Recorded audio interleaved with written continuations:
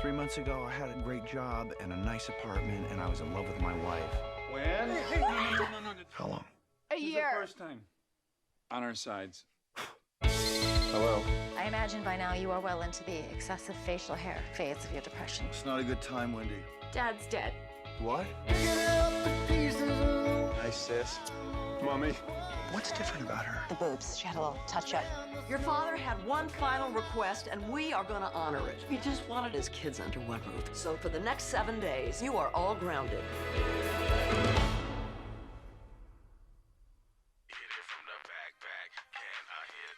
Hey. What? Oh, no, we're just sitting in an awkward silence. Whoops. We come apart there. Mom, close that rope. It's just breasts, Judd. Same ones you suckled at. No, Mother, those are not the same breasts you nursed us with. You got bionic breasts now. Judd Altman. What's it been, 7, 8, 9 years? What happened to Quinn? You guys didn't split up, did you? She slept with my boss. Well, that'll do it. Yes, it did. Done. Right. Is it the whole world or is it just his family? You need to put a baby in that woman, like, yesterday. Have you had your man parts checked? Since you may have emptied them over the years. My room is next to yours. My room is next to yours. This is the guy that slept with my wife. Who are you coming here? I'm Wendy Altman, bitch. Yeah, that's a princess cut. You guys are idiots, but you're my idiots. We made love on our first date. Mom. I don't mind telling you, the man was hung. That should have been the headstone. Clearly, she lost more than a husband. Starting over is complicated, and you don't do complicated, Judd. You never have. Anything can happen. Anything happens all the time. I've been chasing this idea about a perfect life. But life is unpredictable and irrational and complicated. And I want a complicated life.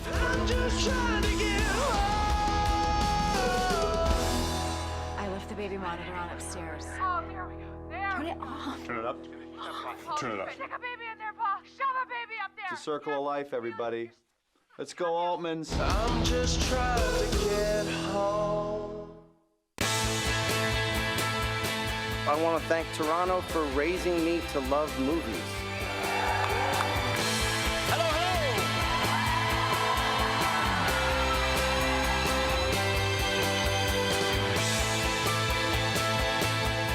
Everyone has a big imagination.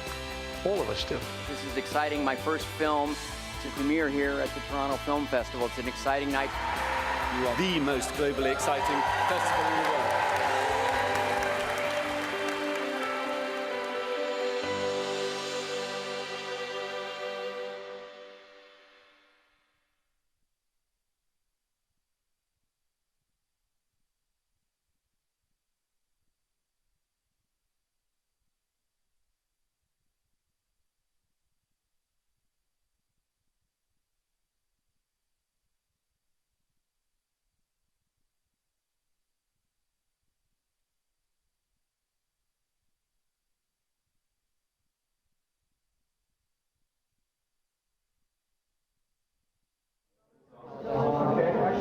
Start on this side here.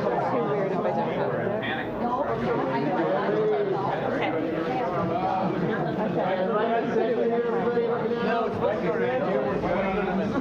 Thank you. Can we get cheers? Thank you, guys.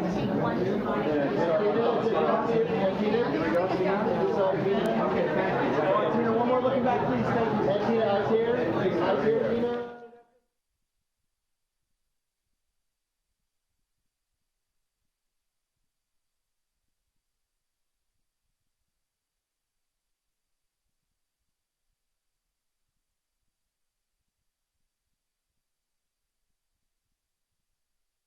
Hello and welcome to the press conference for This Is Where I Leave You. A few notes before we begin. This press conference will be streamed live at www.tiff.net, and still photographs will be made available on the TIFF Media site.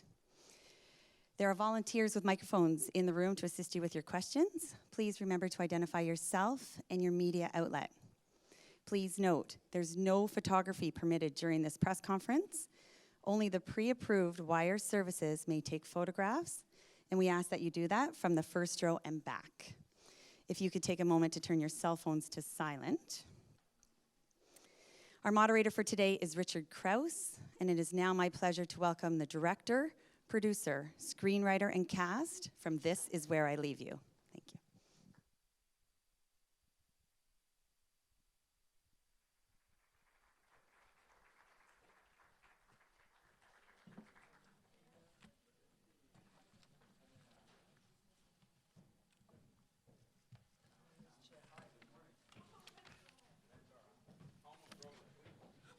Welcome, everyone. I will start introducing everyone from the far end on the other side, on the upper deck. Would you please help me welcome Jonathan Tropper? He's the author of 6 novels, 5 of which have been optioned at auction within a week of release.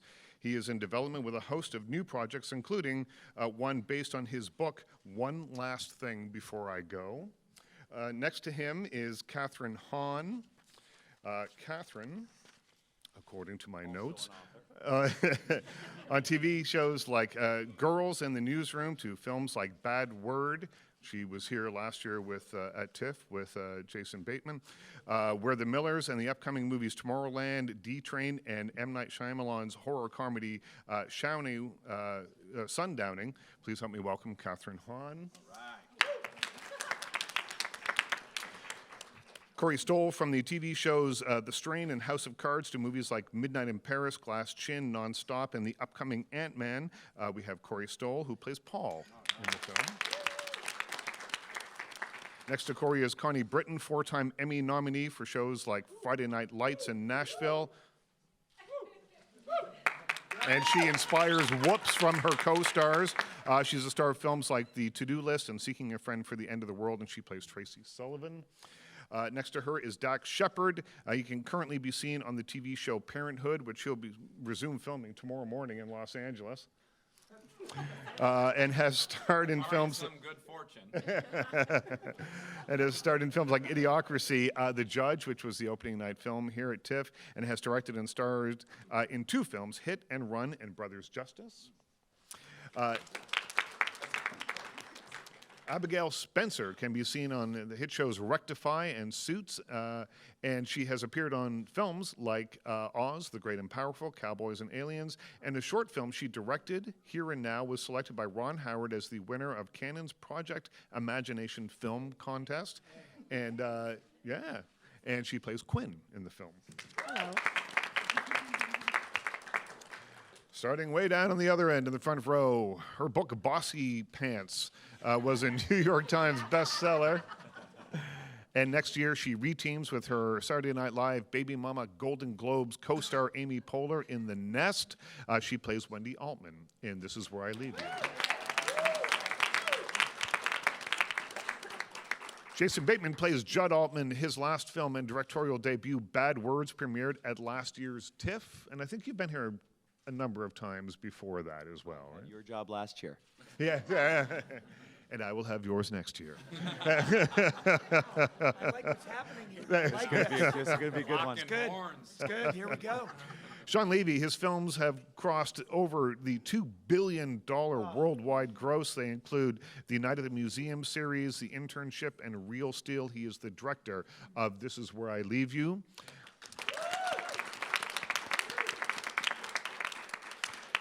The 2-time Oscar winner Jane Fonda has starred in everything from Klute to Coming Home to The China Syndrome to 9 to 5 to On Golden Pond, and I didn't mention that she produced and starred in the last few of those films.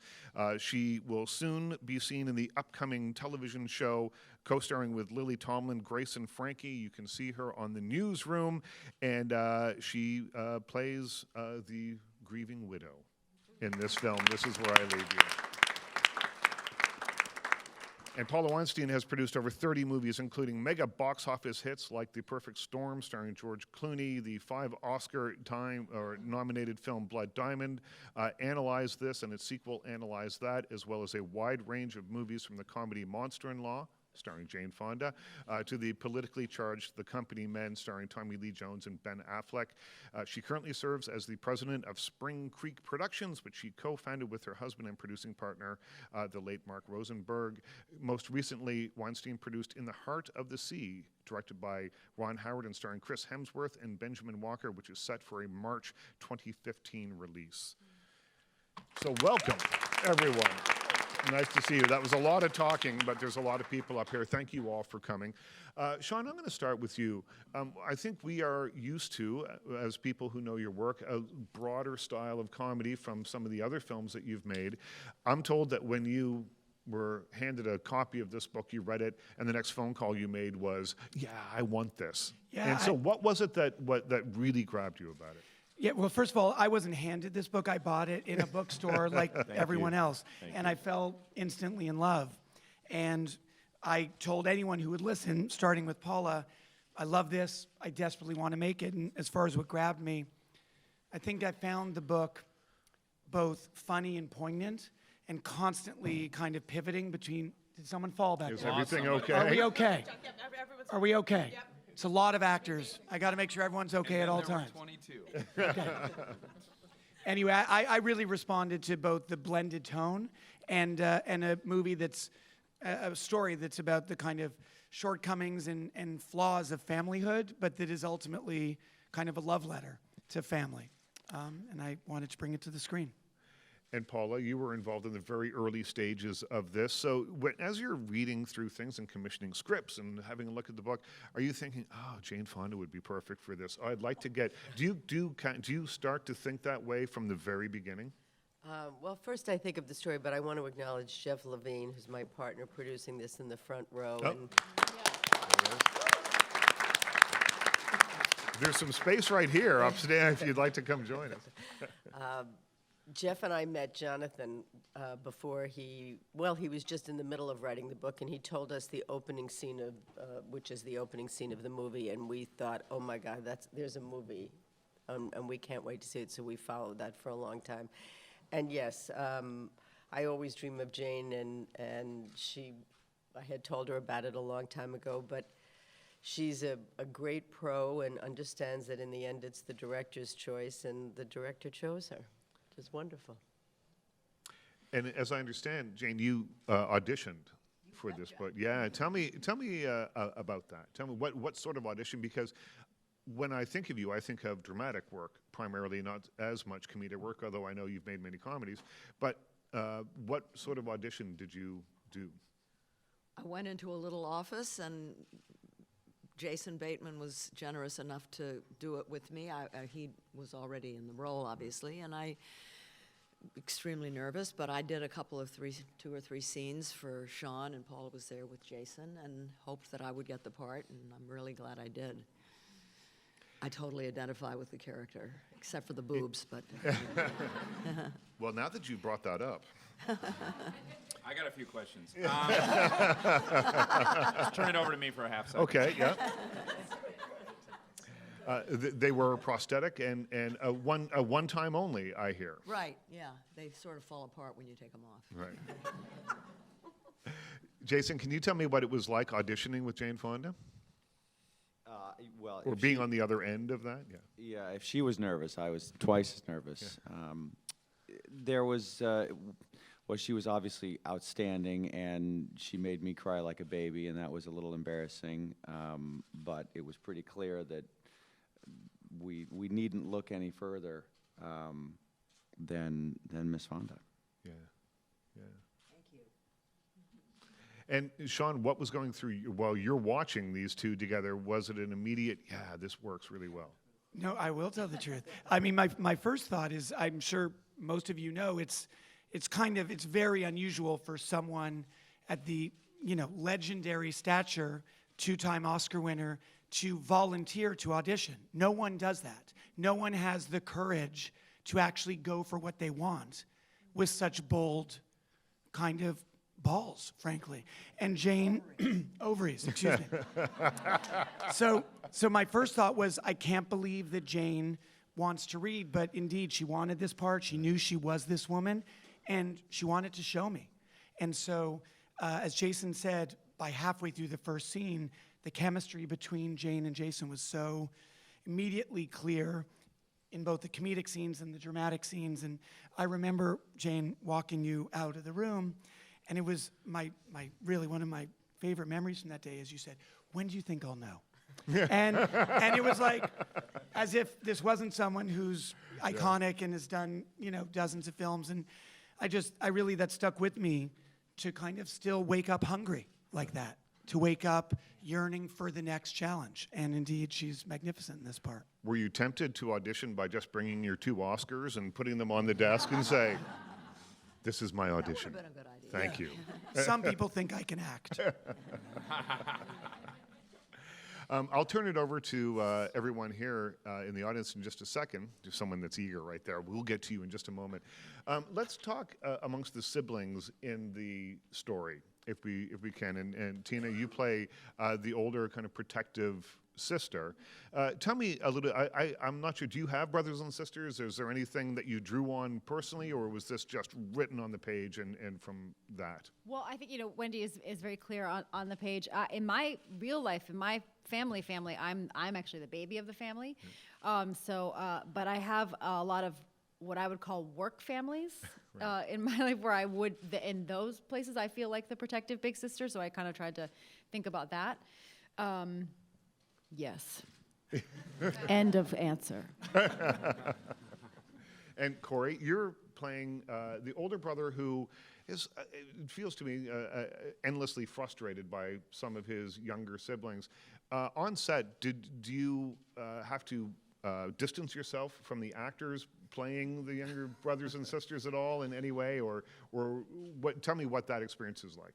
Well, I mean, the character was, I think, pretty far from myself. I'm not nearly as rageful or as resentful a person, thank God. So, I mean, it's all an act of imagination, and it's all playing. Right. So, I mean, it was the membrane between, playing around before action and after was pretty thin. Yeah. You're very anxious to ask a question. Go ahead, in the front. Hello, my name is Swati Sharan. I'm from Minority Review, and I have 2 questions here. One is for Jason, the other one's for Jane. So for Jason, my question is, last year we saw you in Bad Words, and you were playing somewhat of a father figure to an Indian kid, and in this film here this year, you're in a very unusual family, I guess I would say. So I'm wondering how you're able to transition from such diverse characters. And I guess, Jane, my question to you is, I know you've always been a very great yoga expert, and I was curious to ask you how yoga has enhanced your awareness as an actress, or your inner awareness as an actress. I like your question better.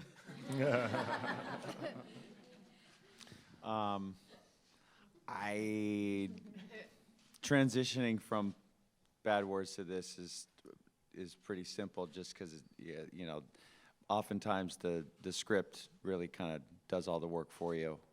All we have to do as actors is kind of remember the stuff that's written, hit our marks, and not try to shadow the other actor, get in the way of their light. That's about it. I mean, it's not difficult stuff. Yoga is tough. I think if you feel good, then you can act better, and yoga makes you feel good. That's about it.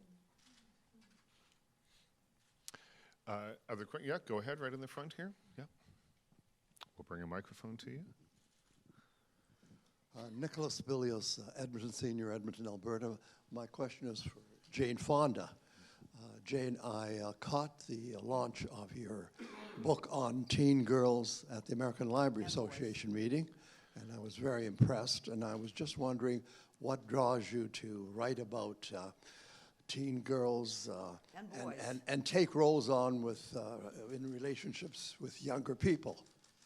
Well, I was young once, and it was fraught, and I've spent 30 years working with adolescents, and so I have several nonprofits that work with adolescents in the state of Georgia, and so I know a lot about it, and I wrote a book about it. And thank you. It's for girls and boys, by the way. It takes 2.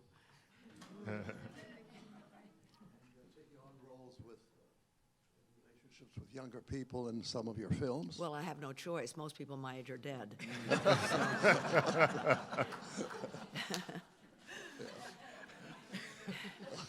Everyone, and I mean, most of the directors I work with now could be my children. So, you know, it's pretty much, if I'm going to work, they're going to be younger.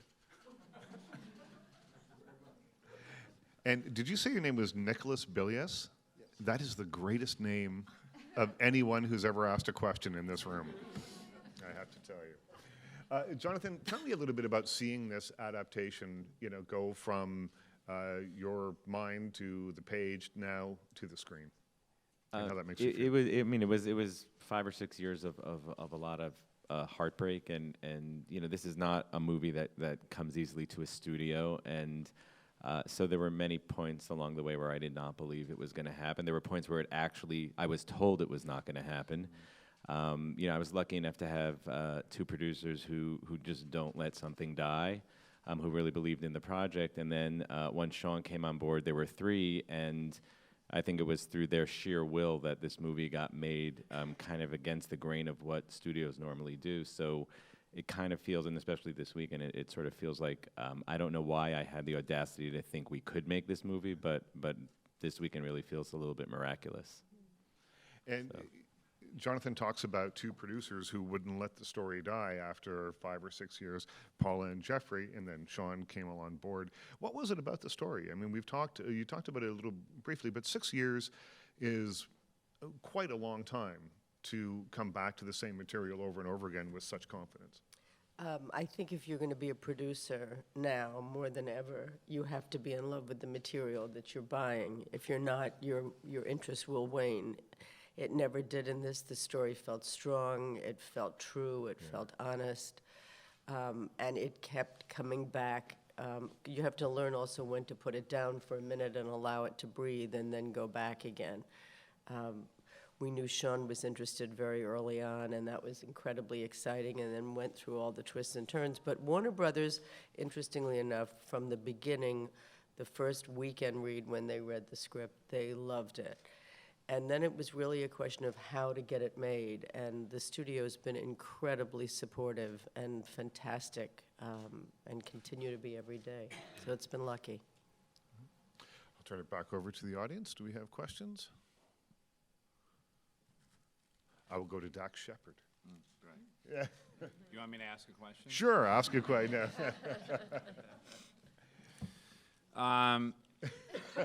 Gal with the yoga questions. Yeah. Exciting garments, very vibrant and pulling focus a little bit. I think a lot of us have missed some of the finer details of this panel because it's so exciting. Where did you get this thing? It's just...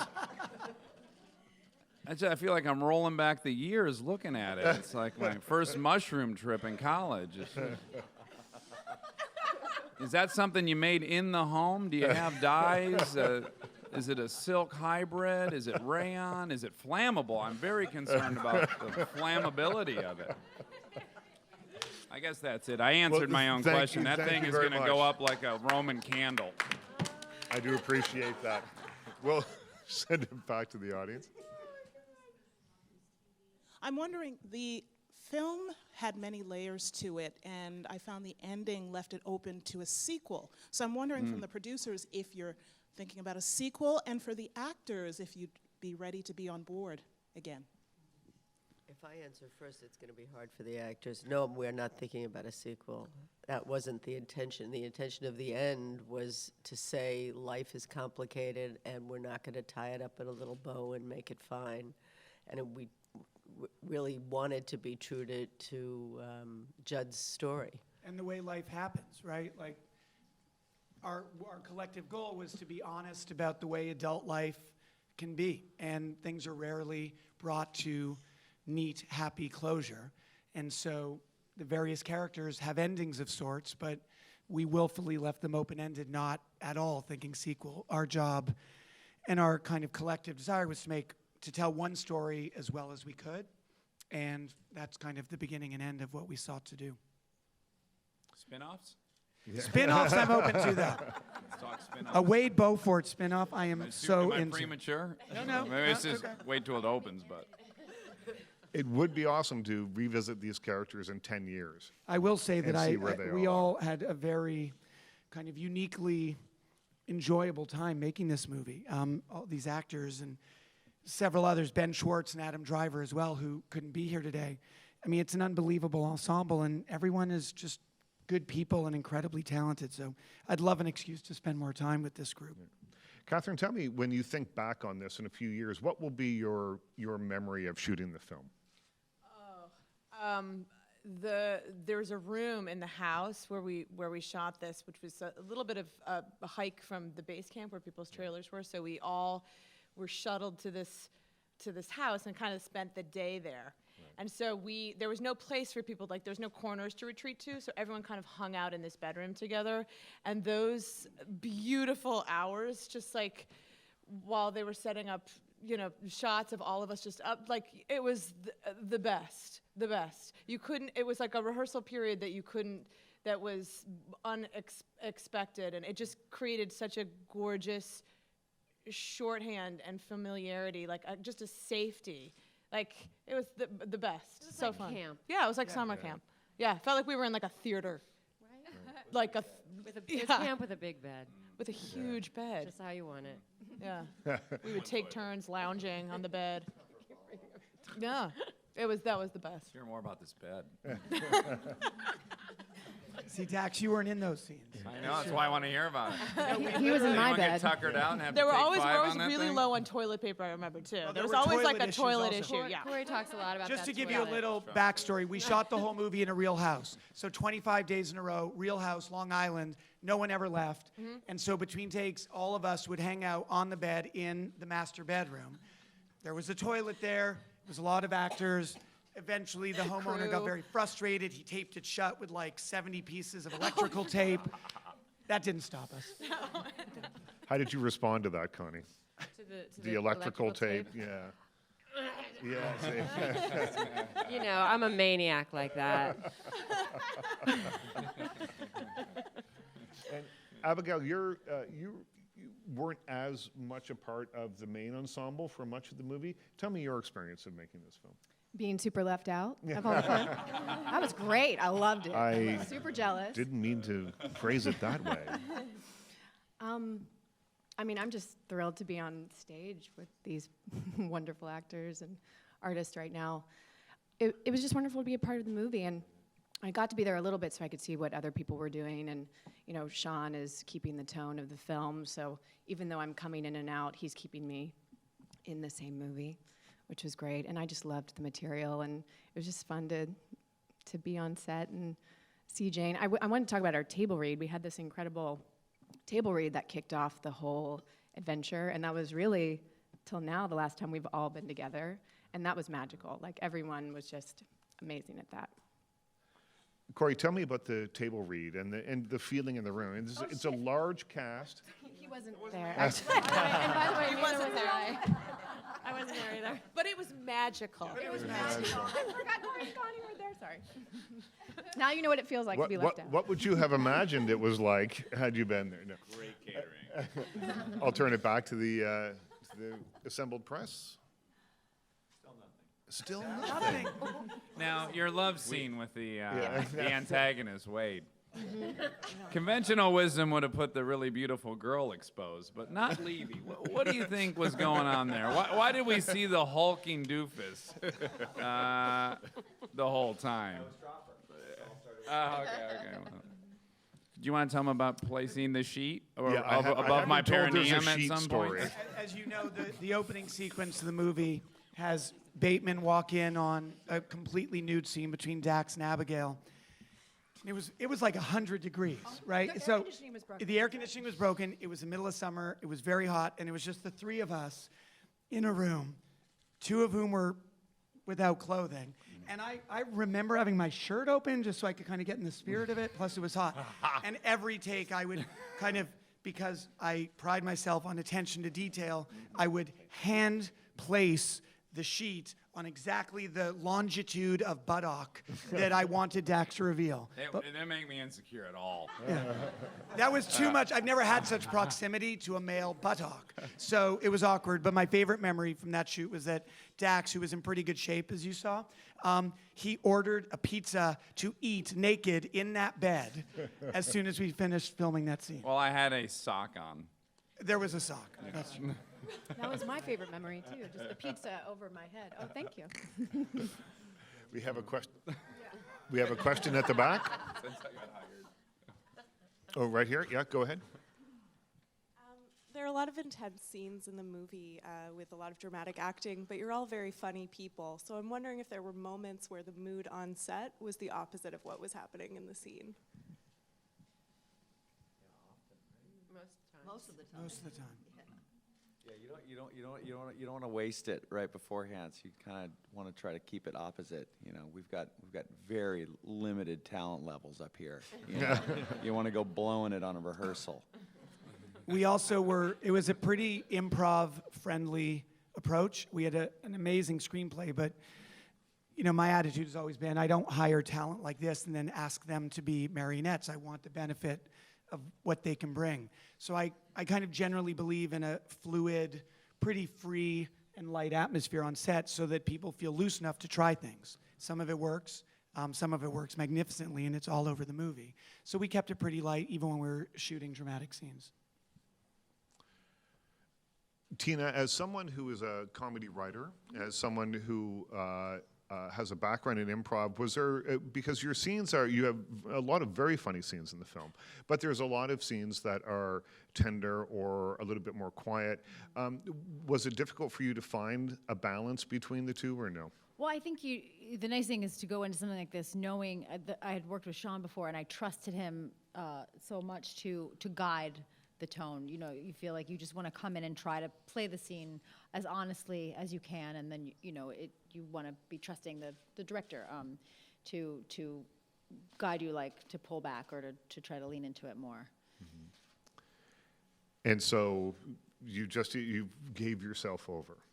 is what you're Yeah, saying, for sure. I mean, the scenes that we shot on the roof with Jason and I at night are for sure, for my character, the most emotional scenes. And it was so nice to shoot scenes where it was just people sitting still and talking. It's just a treat that you almost never get. And especially on TV, you certainly never get it because every scene is like 40 seconds long. And you have to cut 10 seconds out of it before it airs. So it felt like, like a treat to be able to sit there and kind of just talk about human feelings with another person. And those scenes are quite lovely. And were they much longer when you were doing them, and then scaled back in the ultimate film, or no? Not by much. Yeah. Not by much.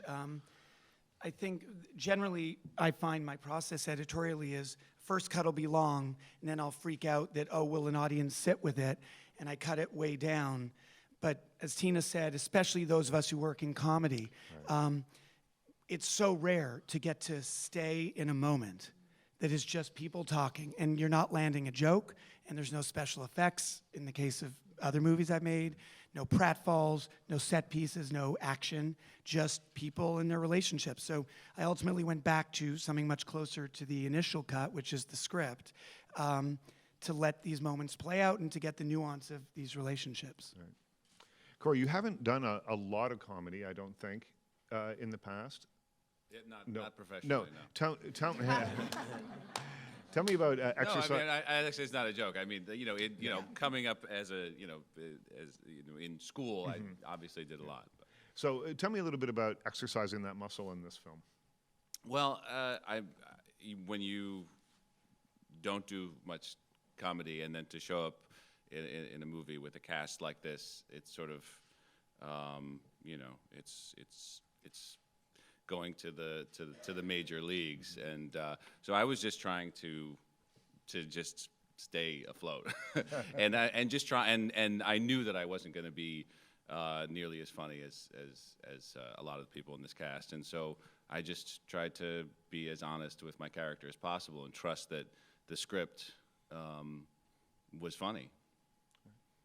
And Jane, you had said that you can improv drama very easily, but not so much comedy? Or you're a little more perhaps intimidated to? No, I just don't have the brain. Yes. I tried. Ben Schwartz, who played Boner, the rabbi, he's part of what the Upright Citizens Brigade, which is an improv. What do you call it? School in LA. There's also one in New York. And so I was so blown away by, especially Jason and Tina and Ben, who are like, they've done it, that's what they do. It's just incredible. And I decided that I should try to do it, to learn to do it. And so I went and I did it. Ben let me come in and do it one night. And that's when I learned that it's not, And what was it that, you say you don't have the brain, but what is it that? Well, comedy is so much harder than drama. And because there's a rhythm and da-da, I don't know, you have to kind of land it, it has to be, and, I come from a long line of depressives, so it just doesn't exactly come natural to me. Right. Of course, most comedians that I know are also depressed people, but I'm not one of them that's also funny. I kind of learned to be funny with Ted Turner, but it was not something that I could do naturally, no. But you have one improv line in the movie, don't you? I have one, yeah. And do you want to share what it is, or should we just let people out find of context, it's not very funny. Ah. There was more than one. Yeah, more than one. She's underselling it. Yeah. Well, there's one that they think is mine, but I stole it from Tina, so. That's something that. By the way, there's been 25 laughs during this press conference, and 24 of them have been yours. Yeah. You're very, very funny, Jane. Yeah. You're very funny. Thank you. But Tina was like a vending machine too in scenes. It's like I even stole one. She gave me the middle part I joke. gave Jax, I said, if you really want to insult me, just say that I'm too old to have this center part. Yeah, which meant nothing Bam. to this male, but meant a lot clearly to people. Yeah. But yeah, every now and then you'd be like, okay, what do we got? And you just go over to Tina and type in That's not something. true. It's like- That's not true, Jonathan Tropper. That's not true. There's whole riffs that came right out of her head on the spot. It's quite mind-blowing to work with her. We have time for one last question from the audience, if we have. Dax Shepard. But So I got to LA in '96. It was fresh from Detroit. And,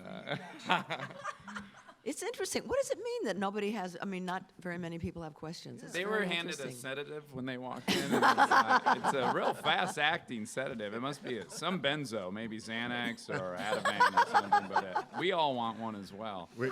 we have one more question from our favorite person in the front row. Yes. Yeah, show it. Well, I guess my question is to Jane because we've all long admired you, and I'm wondering, do you have any future plans of any other types of,